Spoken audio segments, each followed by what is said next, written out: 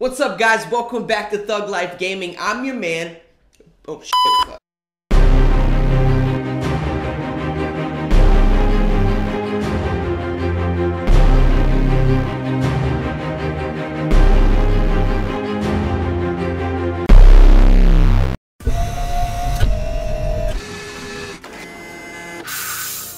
What's up, guys? Welcome back to Thug Life Gaming. I'm your man, Born Legit. Today we're talking about something that I feel very passionate about, and it's something that's really been bothering me lately, and I'm sure it's been bothering you guys. And that is video games being completely busted at launch. Now, some of them aren't necessarily busted per se, but they're very frustrating. So first, I want to run through a couple of these games that have maybe been bothering you that sure as hell have been bothering me. Some of them I haven't even bought.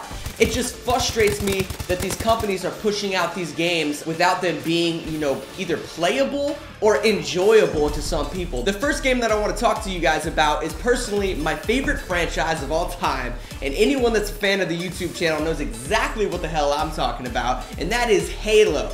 Halo, the Master Chief Collection, I'm not kidding you guys, is probably, I would say, the most busted game at launch of all time. Now, that is a harsh statement. I know that.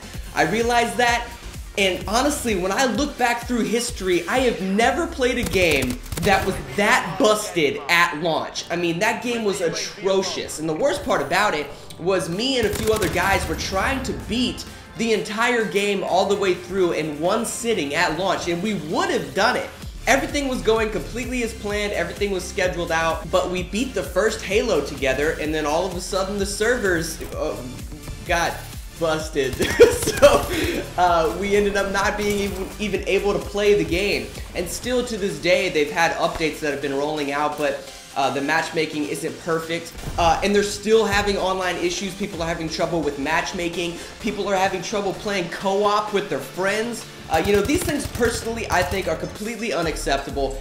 If you want to be a top-notch studio development team, I feel as if there's a certain standard of quality that you and your development studio need to meet before you put out a game. Halo, the Master Chief Collection, is getting better, but that's just the first game that has been completely broken at launch in recent times. The second game is Assassin's Creed Unity. Now, I'm not saying that this game is broken because you can go out and you can buy it. It's not as bad as Halo, where in Halo you bought the game and you literally couldn't even play it. So that was really bad. But Assassin's Creed Unity you can play.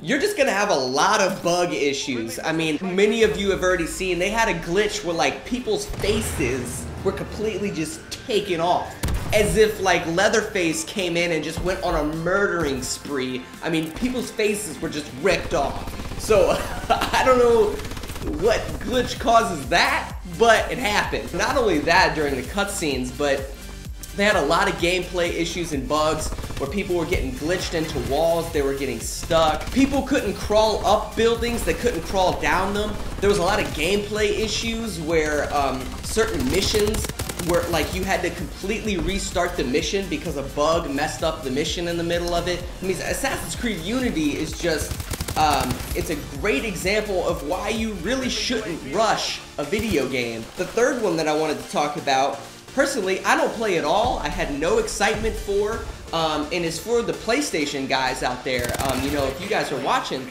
is Drive Club. Now, Drive Club at E3 and a lot of these other like game shows and conventions was really hyped up as this big, form of social entertainment where you could, have a club full of cars and your friends and you guys travel across the country and it's all swaggy McGruberstein, except the game got actually pushed back a little bit, and then when it finally launched, the matchmaking issues for that game literally rendered it unplayable. I mean, people literally couldn't play. It might be worse than Halo the Master Chief Collection. I don't know if I want to go that far because of how much that game pissed me off, but it was pretty bad. It got so bad to the point that they're now offering free downloadable content for players because of how broken their game was. They're basically saying like, hey, sorry for messing all of that up. here's some free stuff. So, I mean, that is what it is. That's just another game. But probably the last game that I want to talk about is Grand Theft Auto. Grand Theft Auto 5, of course, just came out on next-gen consoles, and they instantly had some online issues for the Xbox One and PlayStation 4, where people were having trouble transferring their characters from the last gen systems to the new gen. And a lot of people just restarted completely new characters just because they were so frustrated with it. And that's something that I feel as if, you know, if they would have held back the release of that for another week or two, they probably could have fixed that. But I know a lot of you guys are wondering what the hell, you know, causes all of these online issues and stuff at launch, because I know it frustrates you, because it frustrates me. Probably the biggest reason for that is the rush for the holiday market. Simply put, that just means that video game developers are trying to put out their video games before Christmas, just so that they can reach the maximum potential sales as possible.